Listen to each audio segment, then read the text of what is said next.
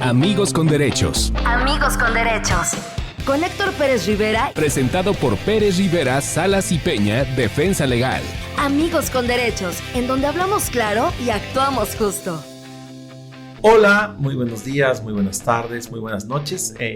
Sea la hora que nos escuchen. Este es su podcast Amigos con Derechos, presentado por la firma legal Pérez Rivera, Salas y Peña, Defensa Legal.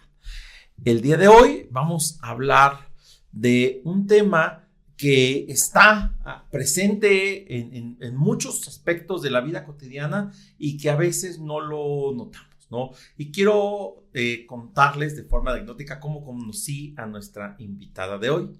Pues resulta que muchos de ustedes conocerán la famosa Estela de Luz que está en la avenida Paseo de la Reforma de la Ciudad de México.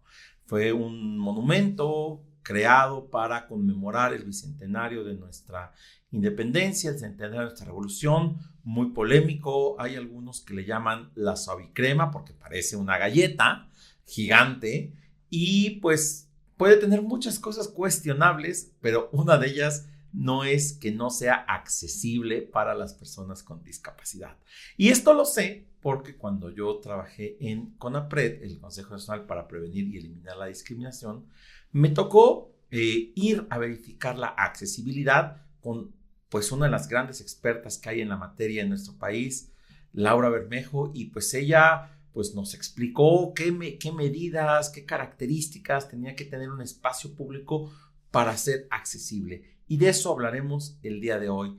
Laura, bienvenida, muchas gracias por acompañarnos. Al contrario, muchas gracias por la invitación al podcast y pues charlaremos a gusto de un tema que me gusta, que es la accesibilidad. Cuéntanos, Laura, ¿cómo llegas tú al tema de la accesibilidad?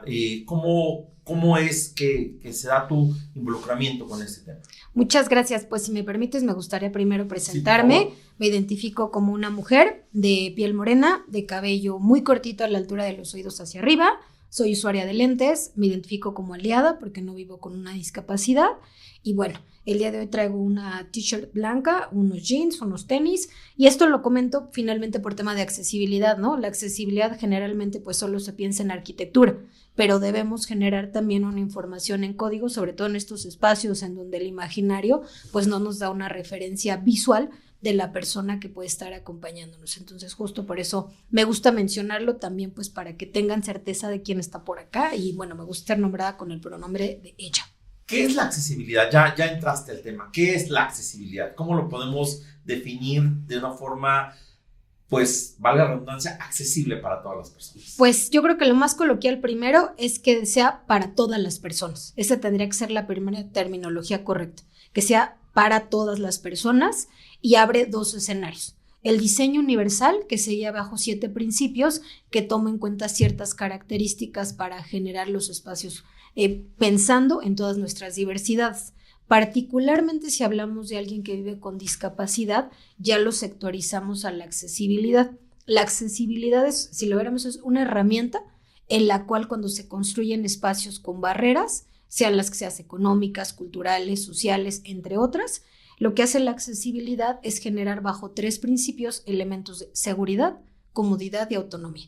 Esto es básico. Para ser accesible tiene que traer seguridad, comodidad y autonomía. Exacto. Debemos garantizar que el entorno tenga estos 3 elementos. ¿Para qué? Ahora podamos a partir de otro supuesto. Entrar, salir, comunicarse, desplazarse y orientarse.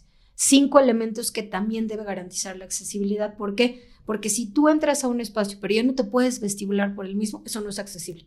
Puede tener o una adaptación o un ajuste razonable, pero debes garantizar que durante todo el proceso o la ruta de uso del servicio que la persona que llega a este espacio, particularmente quien vive con una discapacidad, la accesibilidad, si lo viéramos así, va sectorizado para que alguien que vive con una discapacidad.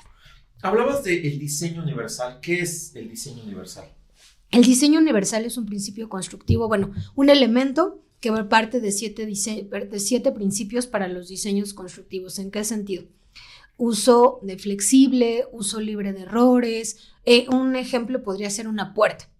Una puerta, cuando se diseña con una característica de diseño universal, pues considera las diversidades corporales, que tenga un ancho en el cual pueda pasar desde una infancia, Ajá. que pueda pasar alguien que vive, por ejemplo, con obesidad, Ajá. que pueda pasar alguien con discapacidad y, por ejemplo, alguien que tenga una altura mayor a 1,80. Si tú logras tener un espacio en donde tu diversidad corporal, física, intelectual no te segregue, eso está hecho bajo un diseño universal. O sea, una puerta para que cumpla con estas características, digo, un poco para imaginarlo. Tendría que medir por lo menos 2 metros de altura. 2,10. ¿Qué ancho tendría que tener? Lo recomendable, por ejemplo, casi siempre es 1,20.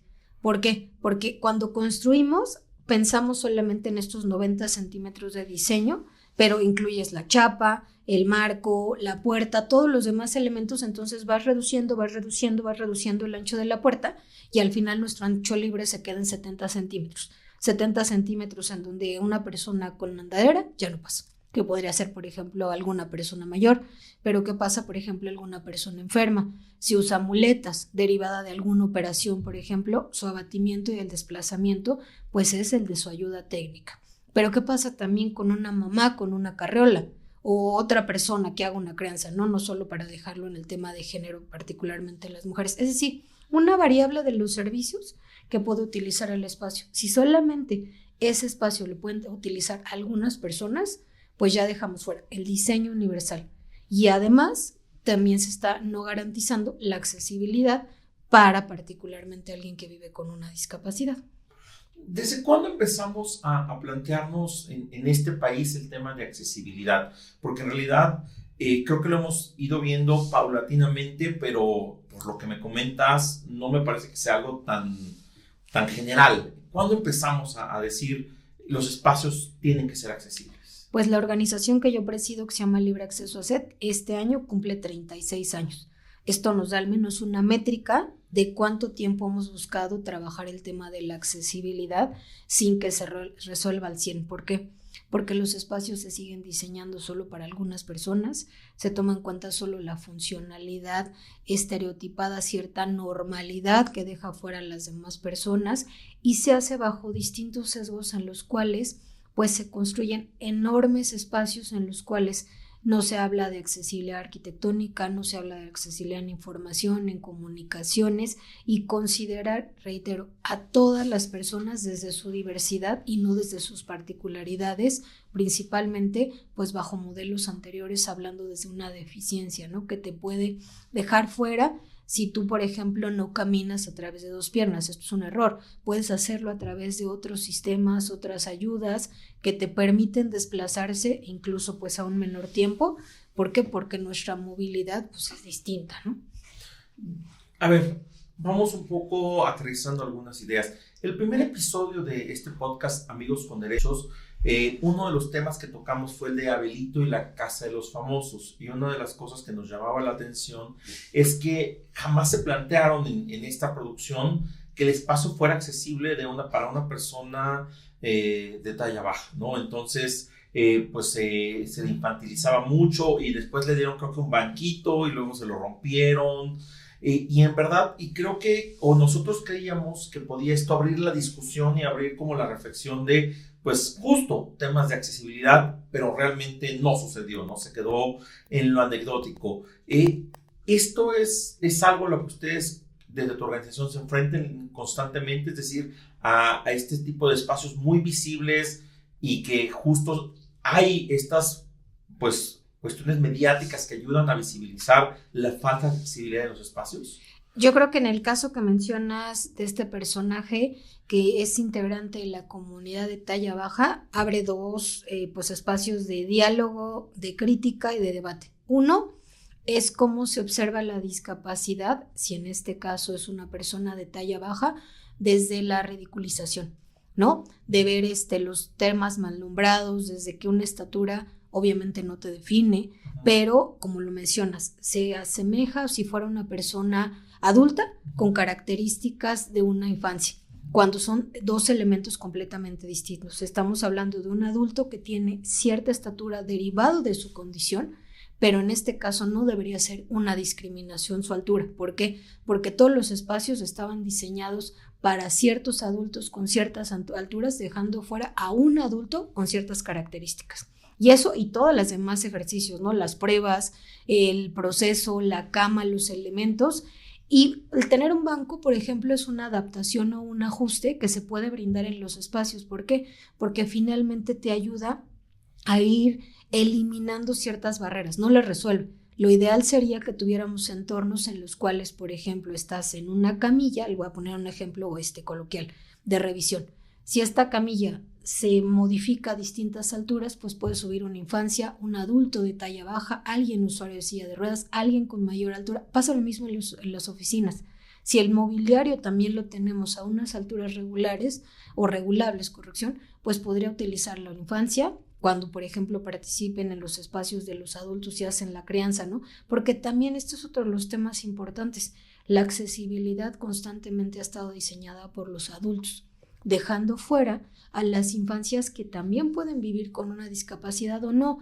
Desde las escaleras, ¿no? Siempre decimos, tómate del barandal para subir o bajar una escalera, y cuando las escaleras están planeadas pues con peraltes de construcción para piernas o pies de adultos, cuando dejan fuera, por ejemplo, también las alturas para poderte soportar porque van diseñadas a la perspectiva de un adulto, y entonces ahí dejamos fuera a un adulto que puede vivir siendo una persona de talla baja, pero también a las infancias, ¿no? Entonces la accesibilidad, si no está bien diseñada, pues va dejando fuera en el camino a varias personas que no solo quienes son usuarios de silla de ruedas. Recuerdo mucho cuando hicimos esta valoración sobre la estela de luz, y que uno de los detalles, a mí hubo dos cosas que me llamaron mucho la atención de las mediciones que tú hacías, y una era con los urinales, ¿no? Y recuerdo que decías, a ver, es que los urinales tienen que estar a cierta altura para que pueda usarlo una infancia, una persona de talla baja. Los lavabos, ¿no? Tienen que estar a cierta altura. ¿Cuáles son estas alturas? Pues mira, por ejemplo, otro de los match que podrían hacer, por ejemplo, en tema de infancias y personas usuarias de silla de ruedas, si tú tienes un lavabo con una cubierta superior de 80 centímetros, una cubierta inferior de 75 y un fondo libre de 40, aquí puede entrar una persona usuaria de silla de ruedas, imaginando que se va a colocar enfrente, que va a poder entrar con sus piernas, sus rodillas a la parte baja puede ser un escritorio, puede ser un lavamanos, puede ser una cubierta para servirse el café, porque la medida es la misma, pero también una infancia en la cual se puede colocar y alcanzar a lavar las manos. Si no llegara a ser una persona de 3, 4 años, que su altura puede ser mucho menor, pues con este banquito que mencionábamos a algún inicio, yo creo que los que somos o ejercemos la crianza, pues siempre tenemos un banquito a la mano, ¿no? Donde dices, pues las alturas, generalmente, ¿qué pasa? Un lavabo está diseñado para los adultos, no para las infancias, cuando finalmente, por ejemplo, en una casa podemos tener diversidad de alturas, ¿no? Porque esto compone nuestra diversidad. Pasa lo mismo en el espacio público. En el espacio público tú no puedes construir solo para unos cuantos, porque esto es discriminación. Discriminación por razón de accesibilidad y por una condición de discapacidad. ¿Por qué? Porque estás dejando fuera a ciertas personas que no cumplen un estándar heteronormado con ciertas características, cuando la diversidad pues nos abraza en distintos elementos corporales, físicos, intelectuales, sensoriales, y no necesariamente al hablar de una condición de discapacidad, ¿no? ¿Va planeado para alguien con discapacidad? Sí, pero también esto es importante, nos beneficia a todas las personas cuando un espacio es accesible. Justo, por ejemplo, una de las cosas que más son visibles en temas de accesibilidad son las rampas, ¿no? Las rampas para personas que son usuarias de silla de ruedas. Pero realmente las rampas, ¿qué tanto cumplen? Es decir, ¿qué tan accesibles realmente son, ¿no? Porque pues podemos ver en muchos espacios las rampas, pero deterioradas o con una inclinación. Pues bueno, aquí, ¿cómo va a subir una persona con silla de ruedas? ¿No? Tendría que ser un esfuerzo mayúsculo.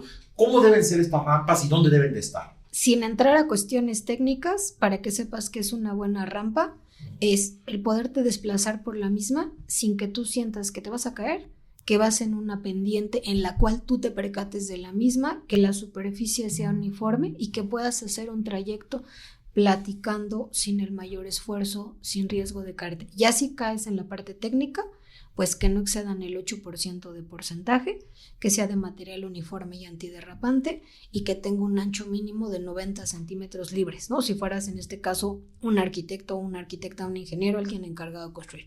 Pero en el uso coloquial, si tú cuando vas en la esquina de tu calle de tu banqueta, de tu acera, vas a utilizar una rampa y tienes riesgo de caerte, está pintada, está encharcada, tiene elementos del mobiliario que te imposibilitan usarla, esa no es una rampa funcional, ¿no? Porque es un obstáculo para cualquier persona que pueda utilizar la misma. Puede ser una persona adulta mayor con una funcionalidad diversa, una infancia que va a trayecto en la banqueta para su escuela, una persona que va con una carreola. O sea, este abanico se abre a la diversidad de usuarios y si tenemos una buena rampa, pues nos es útil a las demás personas. ¿Qué espacios son accesibles realmente en nuestro país, en esta ciudad? Por ejemplo, yo ubico por la mayoría de los hospitales, ¿no? Me parece que los hospitales tratan de cumplir estos espacios. Pienso también quizá en los museos, pero en realidad fuera de esos dos espacios, los museos porque generalmente son espacios que van como adaptándose a los tiempos y tratan de ser amigables para quien les visita, pero ¿qué otros lugares podemos pensar que son accesibles? Yo creo que un buen ejemplo y justo otra de las prácticas que se logró en ese entonces con el CONAPRED, el Consejo Nacional para Prevenir y Eliminar la Discriminación, cuando se diseñó el Museo de Memoria y Tolerancia. Ajá. Este es un gran ejemplo de accesibilidad porque desde la organización Libre Acceso les asesoramos desde inicio para que arquitectónicamente fuera accesible, pero también tiene información y comunicación en formatos accesibles, es decir, las exposiciones temporales por norma deben tener interpretación de lengua de señas y cédulas en braille. Y también en una accesibilidad administrativa, ¿en qué sentido? Capacitar al personal. Tú llegas al museo y puedes tener intérpretes con lengua de señas, puedes tener también personas que se encargan de dar esta guía a través del museo, capacitadas para atender a personas con discapacidad. Me refiero a una atención desde el servicio, no desde la ayuda a la asistencia.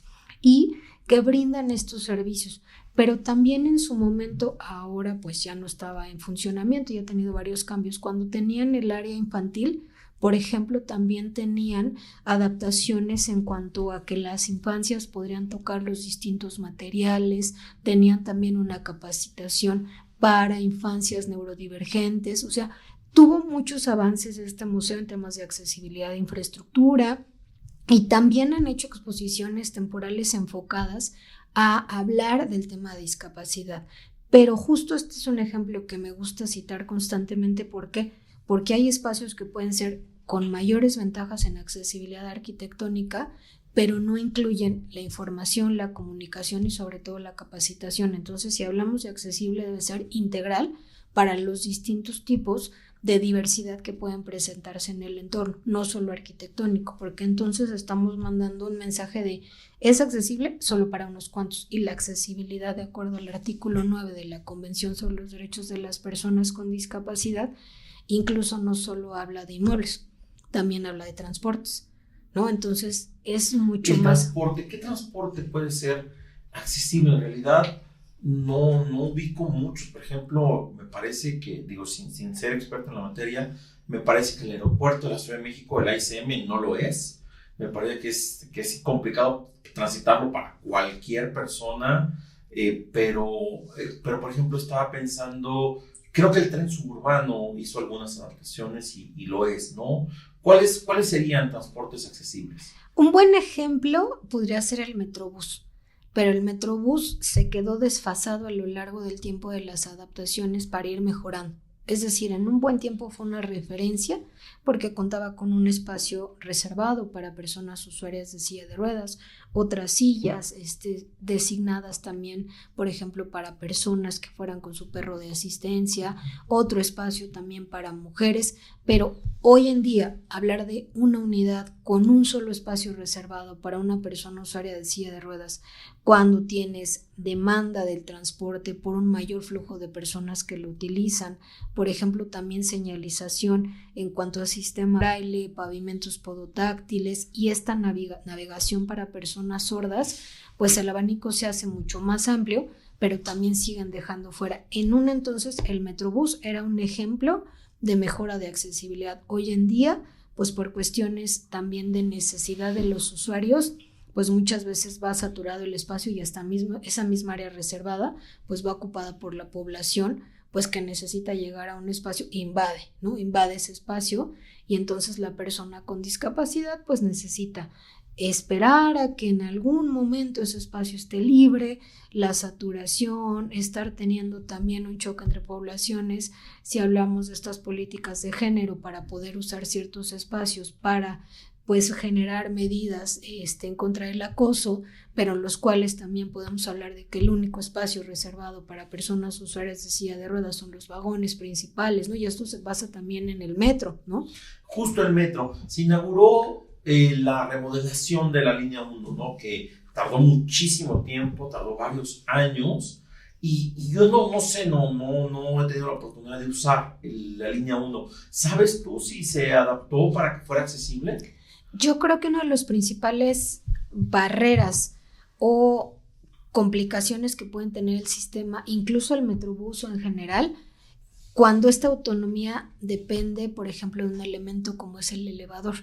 Posiblemente hay una inversión, se considera o se genera el elevador con ciertas características de accesibilidad, pero si para hacer uso del mismo necesitas una tarjeta que te tiene que dar un tercero, si además esta tarjeta, por ejemplo, deja fuera a visitantes que no necesariamente quiero decir nacionales, ¿no? Por ejemplo, una persona que viene a la Ciudad de México, de Chihuahua, y quiere utilizar el metro, pues el elevador no necesariamente está libre para uso de todas las personas, como puede ser en otros espacios. Entonces, ya esta autonomía se ve sesgada a un tercero. Y otro tema también importante, la falta de mantenimiento que tienen los elevadores. Si tú no destinas un presupuesto, sobre todo gubernamental, para que estos elevadores estén óptimos y durante mucho tiempo en funcionamiento, y que son los únicos medios, pensando en alguien con discapacidad motriz, que pueda llegar a nivel a nivel del vagón, en los distintos espacios o cambios de nivel que presenta este sistema, pues la autonomía de nueva cuenta no es necesariamente a cargo de la persona, sino es del personal de seguridad, de esta tarjeta de movilidad urbana que se le otorga a las personas con discapacidad, que se tenga un presupuesto para seguir generando estas tarjetas, que además en muchos de los casos esta gratuidad o estos servicios para las personas con discapacidad se sesga a que tu discapacidad sea notoria y evidente. Y también se ha presentado varios casos o bastantes casos de discriminación, por ejemplo, para la población sorda, para la población con discapacidad neurodivergente, con alguna discapacidad psicosocial. ¿Por qué? Porque desafortunadamente el colectivo o esta perspectiva social, la discapacidad tiene que verse, ¿no? Si no, no existe. Entonces, en este caso, pues también, por ejemplo, en los sistemas de transporte, la comunidad sorda ha sido altamente violentada. ¿Por qué? Pues porque el personal de seguridad puede, sin una capacitación, considerar que no son merecedores de estos espacios cuando en realidad viven con una condición de discapacidad.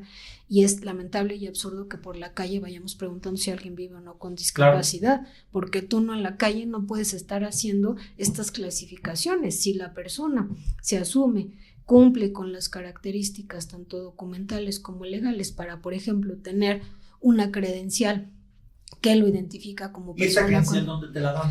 Es distinto. Puedes acudir directamente, por ejemplo, al Indiscapacidad, al Instituto de Personas con Discapacidad de la Ciudad de México. Les pueden brindar el acompañamiento porque, por ejemplo, esta tarjeta se cumple para poder ingresar a ciertos espacios en la Ciudad de México, pero a nivel nacional se puede acudir, por ejemplo, también a la Oficina de Discapacidad que está dentro de la Secretaría de Bienestar Federal para ver ciertos elementos. Ese también es otro tema, pues, complejo, porque no tenemos una uniformidad de servicios, de criterios y sobre todo de normativa a nivel nacional. En la Ciudad de México se ha tenido más avances y tenemos una ley de accesibilidad vigente desde el 2017. Justo, hablando de leyes, ¿qué puedo exigir yo como usuario de un espacio público, de un museo, de un aeropuerto, de una estación del metro? ¿Qué puedo exigir yo y a quién se lo puedo exigir? Puedo exigir todo, porque finalmente yo creo que lo principal y esta importancia es como personas tenemos nuestra constitución política que nos debería de garantizar el ejercicio de nuestros derechos. Salud, educación, trabajo, entre otros. Desafortunadamente hemos tenido que ir generando normas, reglamentos, circulares para la sociedad, obligarnos a cumplir, cuando yo te diría el principal tema es la Constitución. Desde ahí tendría que ser el abanico, porque incluso establece esta no discriminación por condición de discapacidad. Pero lo que hago, meto una queja en CONAPRED, meto una queja en COPRED, ¿qué hago? ¿Cómo? ¿O presento un juicio de amparo? ¿Cómo puedo exigirlo? Tienes muchos elementos. El principal, por ejemplo, podría ser ante la Comisión de Derechos Humanos, ya sea la de la ciudad o la nacional, dependiendo también de la violación de los derechos y es a cargo de una autoridad. Si es por causal de discriminación, pues podrías acudir ante el CONAPRED o ante el COPRED, por ejemplo, si estás en la Ciudad de México, depende si es entre particulares y dónde se cometió esta conducta discriminatoria o presunta conducta discriminatoria, pero desde la Profeco, ¿no? El que tú vayas a un espacio y este espacio, al tú ser un consumidor, se te violenten ciertos derechos por una condición de discapacidad. De ejemplo, compras un boleto para el concierto que más te encanta. No está garantizado el espacio para las personas con discapacidad, no te lo otorgan, puedes presentar una queja ante Profeco. Pero también puedes acudir, dependiendo de la materia, yo te diría, estos son los principales insumos que así, a bote pronto y Por sobre ejemplo, las rodillas. Yo soy usuario de este edificio y rento aquí, arrendamos en nuestro espacio de trabajo para el personal que integra la firma. Y ahorita con lo que me quedabas viendo, solamente volteando a ver la puerta, ya me metiste la duda si es accesible y pues muchas otras cosas, ¿no? Creo que no tenemos rampa, estoy viendo pues que sí dependemos del elevador, no hay evidentemente señalización en braille en ningún espacio, los lavabos y los urinales no están adaptados ni infancias de persona de talla baja. ¿Podría yo reclamarle al dueño? ¿Qué podría hacer? Ir a COPRED y presentar una queja contra particular por falta de accesibilidad. Incluso en la planta baja hay un restaurante o hay varios establecimientos que podría promoverse, pues que los espacios sean accesibles. ¿Por qué? Porque, por ejemplo, para llegar aquí desde el mostrador, pues está diseñado una altura de solo personas que vamos a llegar a pie y de nueva cuenta no dejas fuera personas usuarias. Y además yo creo que también no solo el pensar en presentar quejas, creo que es buscar cómo solucionarlo. Hemos tenido experiencias muy positivas desde, que podemos decir, una autoevaluación. Nosotros desde el Libre Acceso lo que hacemos son diagnósticos de accesibilidad y muchas veces no es, lo voy a decir muy positivo en este martes, no es falta de querer hacerlo, es que muchas veces no se tienen los insumos, no saben que está la norma, no saben los elementos y hemos tenido grandes cambios que derivan desde los propios intereses de las empresas, de las escuelas, de las autoridades, por resolver esta discriminación que se ha presentado a lo largo de los años. Sí, o sea, justo yo realmente no lo había pensado hasta ahora que lo hablamos, ¿no? Un tema tan sencillo como la puerta, ¿no? El mostrador de la recepción y también si alguien se niega, si de repente, por ejemplo, ahora un espacio, ¿no? Está bien el mundial el año que viene, y justo teníamos la experiencia de intentar comprar boletos la semana pasada y los únicos boletos que había disponible era para persona acompañante de persona con silla de ruedas. Eran los únicos boletos que había disponibles, ¿no? Pues hay una cooptación de la FIFA por parte de los boletos. Si los estadios no garantizaran estos espacios de accesibilidad, ya dijimos, no solamente para personas usuarias de silla de ruedas, sino todo lo que hablamos de accesibilidad, pues ¿Qué tan eficiente puede ser tomar alguno de estos mecanismos legales? Pues todos, porque finalmente es un proceso en el cual se debe garantizar que las personas con discapacidad deban participar. De hecho, desde el Libre Acceso tenemos un proyecto que ya lleva varios meses que se llama Mundial Accesible o Mundial Incluyente 2026, que estamos trabajando con distintas autoridades para promover, pero sobre todo para presentar quejas para que estos espacios sean accesibles desde la infraestructura, los servicios, pero en su generalidad, espacio público que se está remodelando, generando para garantizar ciertas características en el entorno urbano, para el sistema de transporte, los estadios, desde lo más sencillo como accedes a un boleto sin que tu discapacidad pues sea una condicionante para poder disfrutar el mundial, ¿no? Creo que esto también no tendría que ser selectivo, debería darte la oportunidad, bueno, independiente del tema del precio y del privilegio y el clasismo y todos otros sesgos, ¿no? Laura, si hiciéramos una evaluación muy general, ¿no? En un porcentaje de accesibilidad, ¿qué tan accesible es la Ciudad de México? Oye, bueno, yo creo que en principio tenemos que preguntarle a alguien que vive con discapacidad, porque te podría contestar desde la mirada técnica, no desde yo te diría un 20%. No creo que seamos más. ¿Por qué? Porque si tienes que utilizar el privilegio de un auto para moverte, si tienes que vivir en determinada colonia para poder garantizar la accesibilidad en tu entorno, si tienes que para poder llegar a trabajar cumplir ciertos perfiles en cuanto a tu formación profesional en escuelas, tenemos entornos altamente capacitistas y seguimos dejando fuera a las personas con discapacidad justo por su condición de discapacidad.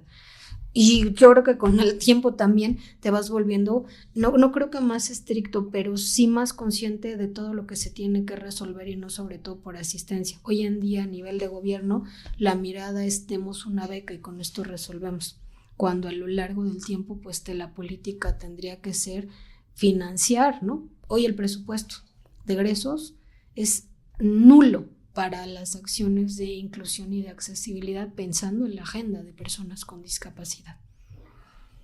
Qué complicado, Laura. La verdad es que decir que hay 36 años en los que se ha estado pensando en accesibilidad y hemos avanzado solo un 20%, pues son cifras que nos dejan, creo que de una forma muy general, la dimensión de la problemática. Pues te agradezco mucho que nos hayas acompañado el día de hoy, nos dejas creo que muchas cosas en qué pensar. ¿Y dónde te podemos seguir? ¿Dónde podemos conocer el trabajo de Libre Acceso? ¿Dónde podemos conocer tu trabajo? ¿Dónde nos podríamos asesorar si tuviéramos que buscar que un espacio fuera más accesible? Muchas gracias. Nuestra página web, que además es accesible desde lo digital, es libreacceso.org. Y si quisieran buscarnos también vía correo electrónico, es info@libreacceso.org. Y en redes sociales, Facebook, YouTube, Instagram y también, es el Libre Acceso AC, ¿no? Estas son las redes en las que nos pueden buscar y el correo, creo que es la mejor vía para poder también darles información y asesorarles, ¿no? Porque muchas veces es acercar información.